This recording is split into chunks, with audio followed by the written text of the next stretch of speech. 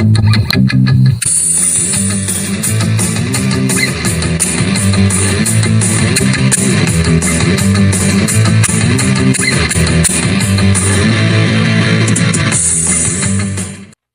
everyone. Welcome.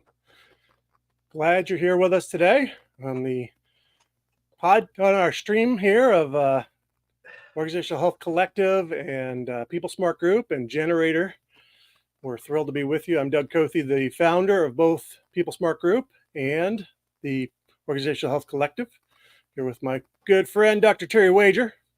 Yeah, I'm Dr. Terry Wager, Principal Consultant with Generator Group, and I am a member of the amazing Organizational Health Collective. And tell us a little bit about that, and then let's get into it.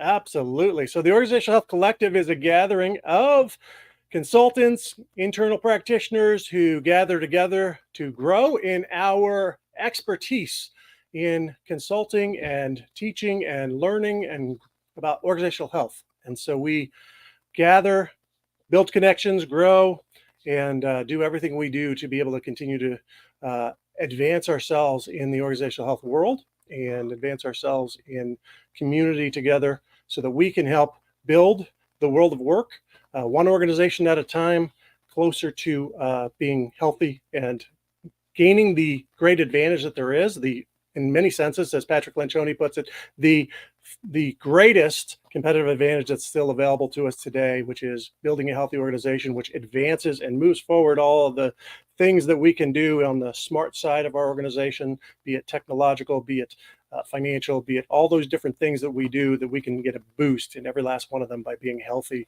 as people in our organization. And so that's what we're working at together. So come on in and join us. And if you are a business owner, we're here to share with you about that advantage as well. And today we've got a fun topic. If you didn't pick it up from the intro or you just popped in partway through, we're talking about the conflict and what do we do with that whole thing. And Terry, you've had a little conflict in your life, right? Nope. Oh, yeah, Terry's never had a fight in his life. Conflict-free. Never disagreed. I choose to disagree that you haven't never disagreed in your life, Terry. No, you're wrong. I don't have. No, I'm right. Yeah, actually, I was a very conflict avoidant person for many years, and so there was conflict. I just wasn't around much of it because I would leave. Yeah. And I had a big family. I have 5 siblings, and then my mom and dad, and every one of us are type A of sorts. And everybody wants to be speaking at once. Everybody wants the floor. Everybody wants to be right. Everybody wants to be heard and to have the most brilliant ideas. And one of my sisters was the worst. I'm not going to say which one, so then if they hear this, that they can argue with who is the worst or who is the best or how bad I am. It might actually be a badge of honor. I was worse than you. You were worse than me. Yeah, all right. I win. And at least 1 or 2 of them are going, he's talking about me. I can't believe he said that about me. And I might not even be talking about any of them. And I was just kidding. Right.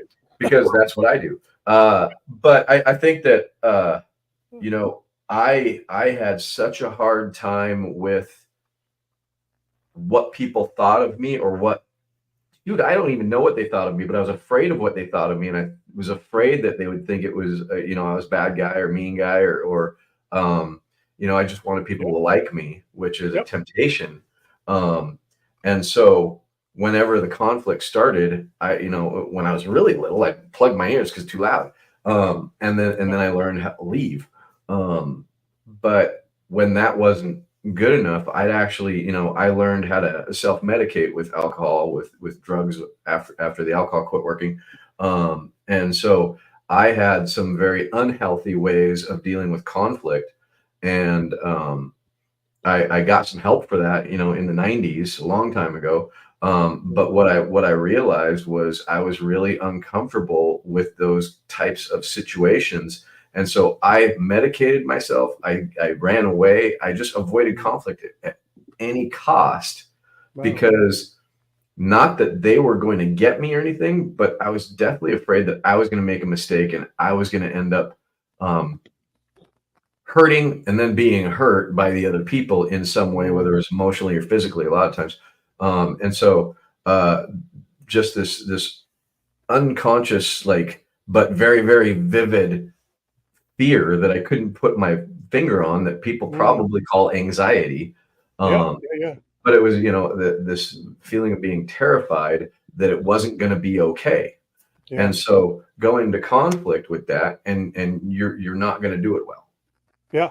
And so I hear you identifying two different extreme ends of that conflict continuum we often talk about. The first Absolutely. end being your family of origin end, where it's win at all costs, right? It's that battle royal. It's like I'm going to win, and somebody's got to lose because I'm going to win. Yeah, And so don't there's a bring up winner and there's a Monopoly in my loser. house. And then Um, there's the other extreme where you went after that of like, hey, I'm just getting out of here. I'm just mhm. no, I'm not, I'm out.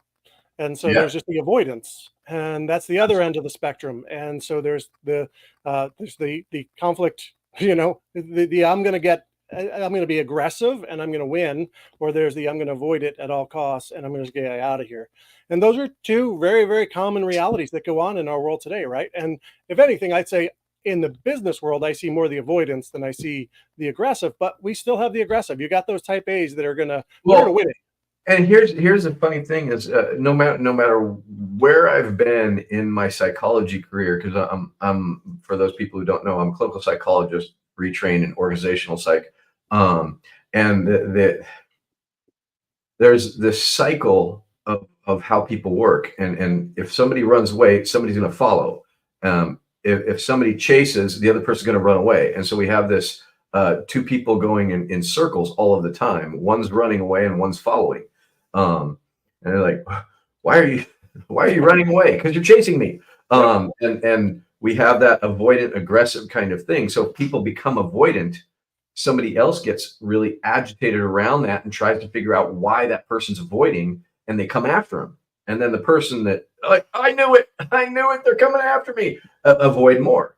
And then more aggression, or assertiveness, however you want to put it, but more pursuit, I think is the best Yeah. way to put it. And so you Yeah. get this avoidant pursuant kind of thing, and the pursuer always looks aggressive whether they are or not. And usually they're not necessarily aggressive towards the person, but they're aggressively trying to understand what's going on and handling it poorly. And I see that a lot in meetings.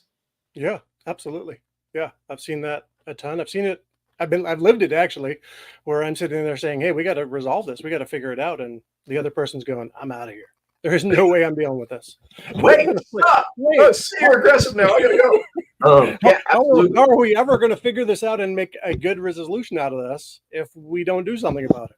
And so Yeah. that's a really hard place to be in either side, right? Because obviously, like you just identified, a lot of times there is an anxiety that drives the avoidance, and so Mhm. some people have to really do some personal work to deal with their avoidance.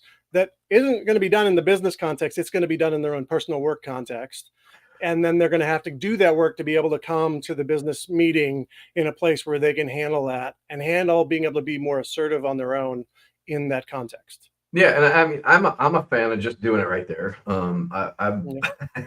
But, Yeah. here's the Exposure thing. therapy, huh? Yeah, yeah, totally, totally. Full on. Hey, we're having a therapy session. You thought it was a meeting. Yeah. But but the the fact is one of the biggest things for me is I learned how to actually sit in the discomfort Yeah. by learning about myself and having to raise my hand and tell all of my secrets, that I thought Yeah. nobody knew, and everybody pretty much knew because they watched me do the shit. But you know, I had to get comfortable with saying out loud the different mistakes I made, and worry about people leaving or rejecting me, or having a judgment, or condemning me in some Yeah. way. Um, and I had to go through that for years and realize that the biggest place that it was happening was inside my head, not in Yeah. reality. And That's good. and so, That's good. you know, for as many people as I see, when they get into this situation where they got to get into the conflict, they're terrified to say what's on their mind. They're terrified to put out their perspective. And Yeah. it's like, you were actually mentioning something, that is frustrating to a good amount of the world these days, is people talking about their truth. My truth, my truth is this. And I hear it in the 12-step meetings all the time. It's like, that's not your truth. It's your perspective. Yeah. But Yeah. my truth is it's my truth, and now we're all confused because I told myself it's true, so it's true, and then I hold this book up and go, hey, quit taking your own bad advice, and Yeah. that book is all about the idea how our protector, our ego, loves to tell a story to us that we're right and we see everything, and on page 55 of that book, and I wrote that book. Just disclaimer, but page 55, page Good 55, morning. I say that the inoculation to thinking that we're right or thinking that we have a truth is, how am I wrong about that? Yeah. And that is the question that I like to ask to break biases. And so really when we're talking about my truth is this, Doug. Well, what I'm actually saying is whoop, whoop, whoop, biasy coming out right now. Yeah. And so, or bias coming out right now. And so when we have that bias, it's like, okay, how am I wrong about what I just said? Maybe that's not my truth. It's my perspective. It's the way I see it right now.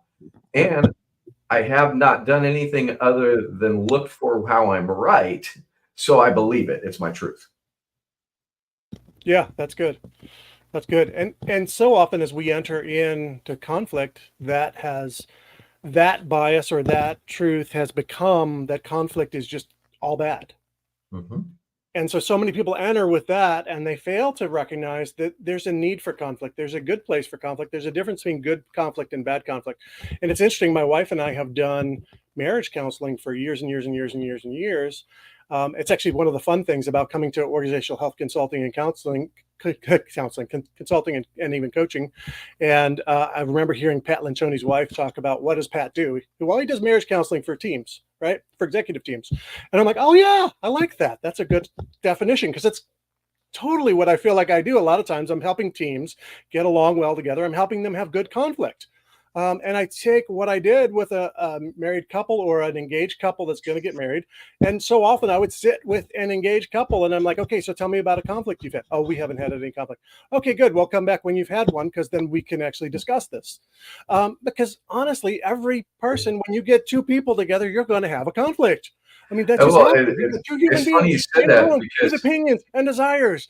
What are you, a maid and a butler? I mean, well, unless you're that, you're going to have conflict. absolutely. Exactly. And so it's funny because I actually did a lot of marriage family therapy stuff when I was a clinical psychologist, and when we get along great. We don't argue about anything. Okay, who's lying? Right. I absolutely ask them that. Okay, who's lying? Because you do not agree with what she says all of the time. No. And you do not agree with what he says. So who's compromising? Right. Who just gives in?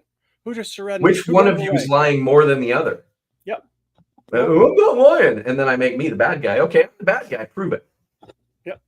Yeah. And it's funny because you start to see right there when you call people out on that or bring it to their attention that, you know what, that it's impossible to be happy with everything everybody does all of the time, or that one person. And shoot, I'm not happy with half the things I do. Yeah. How can you be happy with half the things? That doesn't take long to figure out, does it? No. And so it's like, where are you guys lying to yourselves? And how much better would it be if you were honest? So with a couple, it takes a week, 2 weeks, a month, 3 months, 5 months, and all of a sudden there's bitterness forming, and there's just this, hey, why are we doing all this stuff? Because you keep making these stupid decisions. Well, you didn't speak up. Well, with a team, you got 5, 8 people, 10 people. I mean, how quick does it take to not agree with how many people? And how quick does it take for that bitterness to form? How quick does it take to be like, I wasn't on the same page with you on this decision, and you on that decision, and you on that decision? Well, is that about them or me? Because I avoided the conflict of actually speaking up. And so that's where we need the good conflict, where we actually disagree on ideas. Because I love there's another one. I love what Pat says. Hey, when we don't disagree on ideas, we disagree on people. Yeah, absolutely. And I think that the artificial harmony that comes from avoidance, really what we're doing is we're infusing resentment. And so the as soon as I don't say what I'm disagreeing with, what I'm not understanding or getting more clarity around, I'm instead of going for the clarity and going for the understanding, I go for the resentment. Yep. And it's either or. I either go for clarity and understanding or I go for resentment. And so when I don't speak up, I go for resentment. Absolutely. And so am I going to seek the clarity and the team cohesion, or am I going to go for I feel comfortable, and therefore what I'm ending up seeking is actually I'm going to go for bitterness or contempt, honestly, at the end of the day, because that's where we're going to end up, and there will be no team cohesion. Right. And I mean that's the issue is, will I go for good conflict? And so we Right. need conflict, people. It's not just a matter of, hey, we're going to avoid all conflict and we're going to survive this thing. Yeah. And the funny thing is we have conflict either way. It's either inside of us or it's in the room. Right. And so Yeah. if I'm not saying what's on my mind, if I'm not saying what I'm seeing, and I'm a big one to take the temperature in the room, so to speak, or Yeah. say, hey, I just saw when we were talking, I just saw you look out the window. What's going on with you? And bring them back into the moment.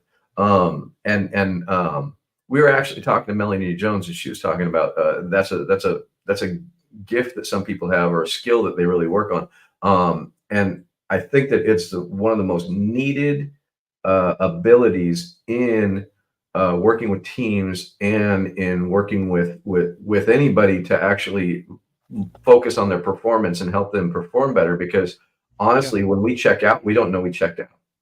Yeah. And so if you got a room of 5 people and somebody checks out, they don't know that they checked out. Right. They checked out. They're thinking about something, but they're thinking about it rather than being in the moment and listening. And so that's like, they took a 30-second vacation or a 1-minute vacation, or they separated from whatever issue is going on. And then the rationalization that happens is, well, I was just thinking about dinner, or I was thinking about what I had to do after this. Great. That's totally okay. Everybody does it. But why did you do it right now? Yeah. What was being talked about that you decided you didn't need to be involved? Yeah. Well, nothing. I just wasn't interested. Okay. Why weren't you interested? What caused you to lose interest? Right. What caused you to not want to be a part of that? Well, I agreed with everything. Well, you agreed with everything, right? And so as we pull out more, we start to really go, oh, okay, he was never really on board, or she was really never on board. And so when the topic came up, they got bored. Yep. Yeah. Right. And so what's going on here? And then really going into and seeing what we can do to solve that checking out thing and having everybody a continuous participant in the group. Yep. Just like, people, this part of the movie's boring. I don't want to do it anymore. Well, what happened? What happened that got boring for you? What did it trigger? Because everything that's going on in the meetings, in the interactions, whatever's happening, it's emotionally triggering. And sometimes it triggers us to get volatile. Sometimes it triggers us to shut down or check out. And so what's going on that you're checking out right now? Yeah, that's good. That's well said. And we're not always that self-aware, right? And so that's part of it. And then we need others to be helping us with that self-awareness along the way. And I like that sense of, hey, am I tracking and am I checking in? And that sense of the idea of and need for conflict, or another way of putting that is some drama in the room where we're kind of digging into that idea at a level that we're pushing against each other, actually keeps me engaged. Absolutely. And there's nothing like having a fun debate. And I was actually thinking about when we were talking about what to call this, fighting can be fun. Right. And it can, when I get into a room with my brother, or a couple of my sisters, it's absolutely fun. And, there's the punny kind of language and the bouncing off of each other with the different ideas or the tangential stuff that's really fun, but we always bring it back to whatever we were talking about. And my brother usually believes he's right because he's a lawyer. And I pull that card all the time. I was like, do you just think that because you're a lawyer? Yeah. But you know, I He says, guess I that's always name win, calling. right? That's I probably lost because it's name calling. You're a lawyer. But Yep. you know, other people that we get in the room with, it just gets contentious, and it gets, almost the comments aren't fun because people are taking it personal. Right. And one of the things that I've talked to a lot about, and maybe I'll do a live stream on this sometime, but I really look at the idea of our English language, and think about where people are saying what they're saying. Is it Mhm. present tense, past tense, future tense?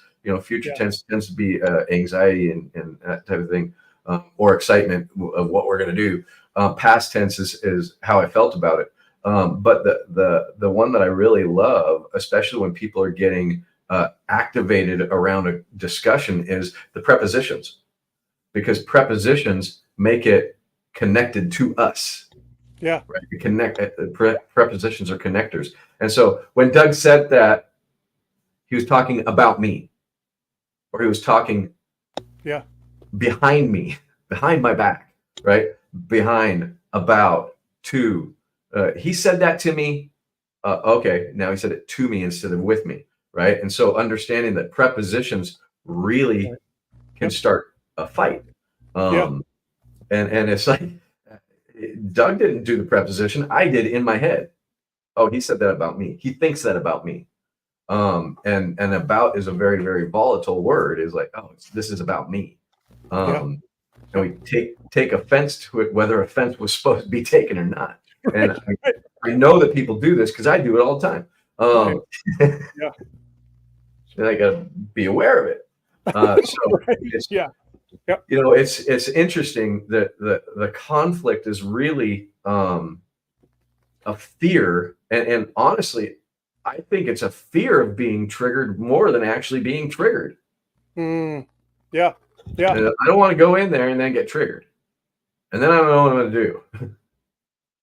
And so when we can really get into the meeting without fear of, well, and or facing the fear of being triggered, and being able to say, okay, no matter what happens, I'm going to sit in the room, be present, share what's going on inside my head and inside my heart, and put it out there, and see where we go with that information. Yep. And that builds on, because as we've talked about plenty, is that whole idea of trust, right? Because the conflict is only set free, and we're only set free to have it because we have that trust in the room, right? Because that alleviates the fear. It alleviates me from worrying about, hey, what's going to happen when I'm actually sharing my idea or disagreeing with you on something. I'm not worried about, are you going to take this the wrong way? Are you going to think about me the wrong way? Are you going to is my idea going to get cannibalized in this room because I share it? Am It I going to totally will. be, We're taking your they're idea. going to look at me like I'm stupid because I shared this idea. I can share my dumb thoughts in front of a group of people that I trust, and I can, or the ones that I have this irrational fear that they're dumb thoughts, right? Right, right. I don't have to worry about that because I trust the group that they have my best interest in mind. Well, then, hey, we're in a great place for us to have this kind of conflictual ideological conflict that's really healthy and helpful to come to good ideas. But if I don't have that trust in the room, the fears spike, and we get to a place where especially the most fearful of us shut down, and then the type A's take over and run the room, and we leave with the loudest person's idea. Rule the world. Right, Yeah, exactly. I'll go one further with the vulnerability based trust. Is like, I have to trust myself that I'm not going to take over, rule the world, or that if I am, I can put my hand up and say, "Whoa, I'm kind of dominated here, and I didn't want to. I want other people's ideas," or I can put this out there and trust myself that I'm not going to fall apart if somebody has a problem with it, because they don't have a problem with me, with preposition. They don't have a problem with me. They don't have a problem with what I said. They're looking at a different angle.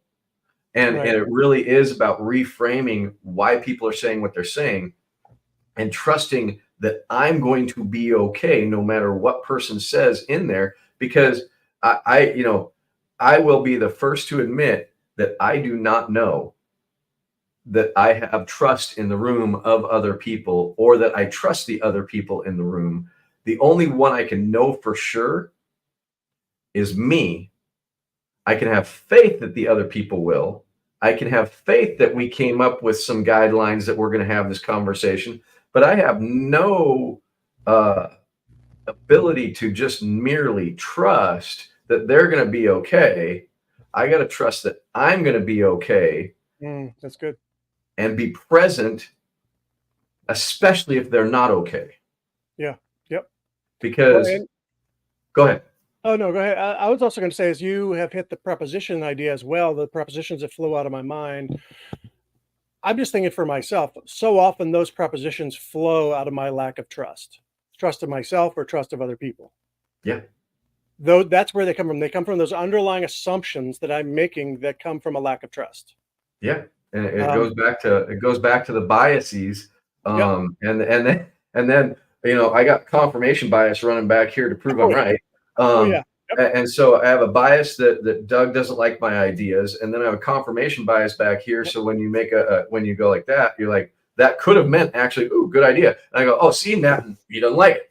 And I just create that, and I'm not going to say anything because I don't want to prove I'm right about the thing I'm right about, and then be upset with him. So I'll just be upset with him instead. And it's crazy. Yeah. It's crazy, and I made that up right there. But do you know how accurate what I just said is with people and how they do stuff? It's insane. Totally. Absolutely. And the insanity is that we actually believe ourselves. Oh, yeah. Well, And I mean, so, who's the person we believe is truthful the most in our life most of the time is ourselves, right? It's our own self-talk. right, and then our ego goes, you got to trust me because I've kept you alive this long. Well, yeah, but you caused every argument I've ever had. Yeah, but you're alive. Yeah. And who deceives us the most? Us, right? So exactly, and that's what that book is all about. How to win friends. No, that's a different book. But taking your own bad advice is all about how we listen to our own internal ego telling us about how we're right about whatever we're looking at. And then I don't want to follow the brilliance of somebody else. And so I'm going to overthink it, and I'm going to play a little chess here and lose the game a bunch of times and then win the game by doing this thing. And then I'm going to follow what I just told myself to do to win. And then I hurt people in the room, or I don't get the result I want, which ends up hurting me. And then the other people don't know what happened, but they did the same thing. Yeah, absolutely. Because we're all playing that game of protect rather than be vulnerable. And that's one of the biggest reasons that conflict is so difficult for people, is because they don't want to lose the chess game in their head, but they don't want to say what they want, and they don't want to say what they think out loud because they don't want to hurt other people. Well, yeah, I don't want to hurt anybody, but more than that, I don't want to get hurt. Yep. Oh, absolutely. And so I know what goes out comes back. And so if I'm saying things and hurting people, well, they're going to hurt me too. So I'm just going to remain quiet. Then I'll be safe. Yeah. And then the project goes to crap. Yep. Or more than likely, things go okay enough, but we are not performing at the level we could. Yeah. Yep. And I'm walking out with a resentment, feeling like I didn't add enough, or it wasn't a really good meeting, or something is wrong with the meeting, and what was wrong was I didn't add to it.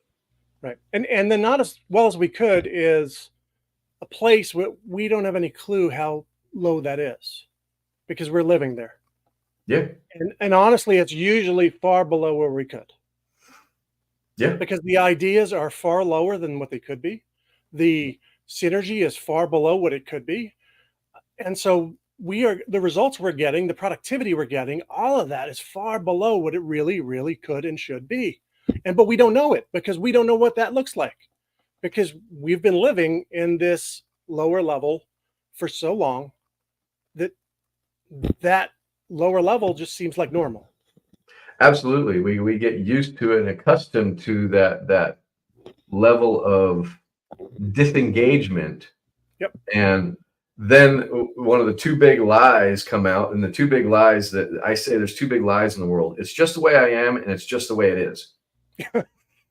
And those two lies that we tell ourselves, we come in the meeting and go, well, this is just the way I am in meetings, and this is just the way meetings are. And so we don't really Yep. get what we want Right. out of the meeting.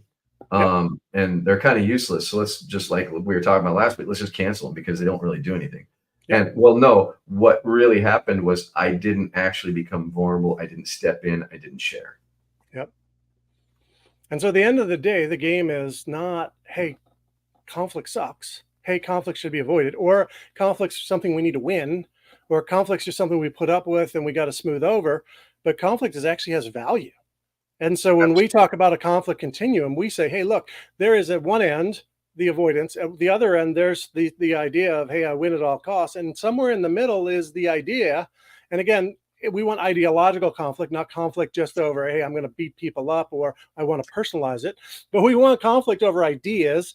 And we want to be somewhere in that middle phase where we're kind of pushing against that border of, hey, we're almost going too far over the middle line. And we're saying, hey, we will push in and be assertive. We will push in and be assertive. We will push in and be assertive. Where we're constantly pushing into conflict in a way where we're seeking to be healthy. And we're constantly pushing into it. And Pat talks about entering the danger. I'm not. I like the way they're talking about that, and I understand it. I like enter the adventure a little bit better. One, there's an uplifting kind of feel to it, but two, you don't know what's going to come out. So why is it dangerous? Right. You don't know, but the fact of the matter is some of the best conversations I had, I didn't know what was going to go in, but we went in with the idea of where are we going to go with this, and what's going to come out of it. And so for me, it's enter the adventure of the conflict, enter the adventure of the interaction, and see what comes out. Because most of the time, people are pretty close to the same page. It was funny. It just reminded me that when I was working in the prison system as a correctional psychologist, I was also invited to this. It was the I can't remember what the heck it's called. It just disappeared out of my brain. But the AFSCME, it was union. There we go. Jesus. I hate it when that happens. But I was invited to this union thing, and they had two different factions: the old people who were running the thing that were going out, and then the new people that were voted in that were coming in, and they were in a huge argument about how to move forward with the different initiatives that were going on. And as I sat there and listened, they were talking about the same thing and had the same solution, but they were saying it different, and they were arguing about it like, you're evil because you don't want to do it. And it was like, you guys want to do the same thing. Right. I'm new to this, but it sounds to me like you want this and this and this. Yep. And, well, yeah, that's what we want. And you want this and this and this. And how are those different? And I just went in there, and I was actually, as that outsider, listening to what they were talking about. And they were saying it in different ways, but they were saying the exact same thing. And when they heard me kind of say it out loud in my voice instead of their voice or their voice, they were like, oh, that is kind of similar. And it just squashed the thing in minutes. And then they're like, we want you to actually facilitate us more. And I'm like, I'm just an intern. I don't know what I'm doing here. And they wanted me to be involved in it. And they want, I'm like, I'm not in a protected position, so I probably shouldn't be here much anyway. And then I was an intern. Wow. And I actually went on to be a part of that group for a little while. I got hired on and I stayed in. But the major point that I'm making there is most of the time when I go into some situation where there's a conflict, they're about this far away from each other in agreement. Yeah. But because they're paying attention to the disagreement that's just minor, they feel like they're way out here when they're right here. Yep. Well And said. when they can voice what's going on, the truth, not their truth, but the truth will come out Yeah. when the communication happens. Yeah. And so I really think that conflict, as you said, and as we all in organizational health talk about, you have to have the conflict, you have to walk into it, and you have to be vulnerable in it. Because when we can start talking and be okay with the conflict and be okay with the discomfort, we start to really hear people differently. I hear an important principle that you just made in that too, of you actually got to slow down and listen to the other side. Absolutely. And that's hard in the discomfort sometimes because you're so focused on what you're saying that you don't stop to listen to what they're saying. But what a great example you just used there of two. They're so close, but they didn't really hear the other side. So close. So close. What a great, wow, that's awesome. Thanks, Terry. Yeah, I had a saying that I would usually use in marriage counseling with couples and pre-marriage counseling at times too, that I would say, look, is conflict and evil to be avoided, or is it an opportunity for intimacy, opportunity for deeper connection? And when I think about it in business, it's an opportunity for greater connection, for greater idea generation, for greater, I mean, it's not this thing that causes something worse, it causes something greater if we will engage it from a right place. And I think that's the key that we've been pointing to, is just, if you embrace it, if you do it well, you're going to benefit, not hurt. Absolutely. This is a wonderful thing that goes a long way. And so, absolutely. Well said. Great stuff. Thanks, Terry. Well, we've got a teaser for you guys on the way out. And so here is the outro for you.